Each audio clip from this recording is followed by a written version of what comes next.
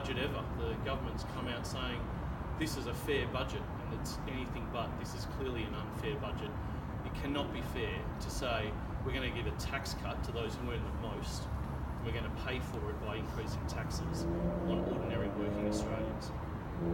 Not only that, this budget is grossly unfair on Western Australia. And you can see that easily just by looking at Scott Morrison's speech last night. He only mentioned Western Australia twice during the whole speech. The reason for that's pretty clear. The WA government's identified that this budget's going to result in a cut of $500 million for education and health for Western Australia.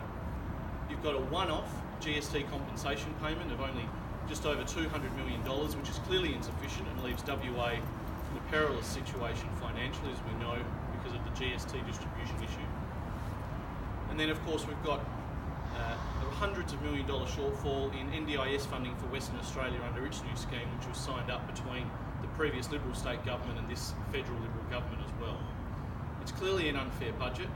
And buried in the detail is the plan to outsource the work of the Department of Human Services. Now, the government tried this back in 2014, and they said, we're going to outsource the work of public servants in Bunbury, Western Australia.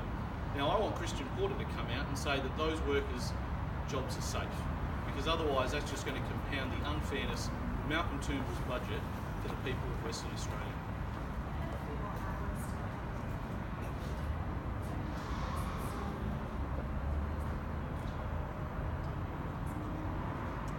Well, I think this is going to be a budget where the government keeps talking about headline measures, but we don't really know what's in the detail. As I said, I've pulled out this issue about trying to outsource work in the Department of Human Services.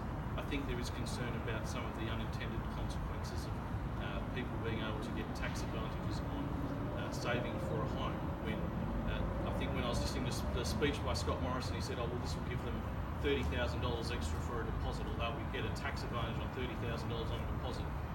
I have to say, I don't know where that's going to help people very much. The clear reality of homelessness, housing affordability, is that 10% deposit on $30,000 isn't going to buy you a house anywhere near a major capital city in Australia.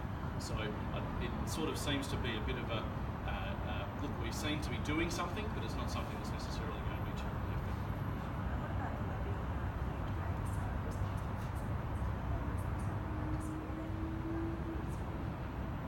Well, look, it's a novel approach, and I think the reality is that there's a lot of money held in Australian banks, and we do need to look at different ways of being able to support the budget bottom line. And I know Chris has said that we'll be supporting that measure, and I'll leave all the commentary on those very technical issues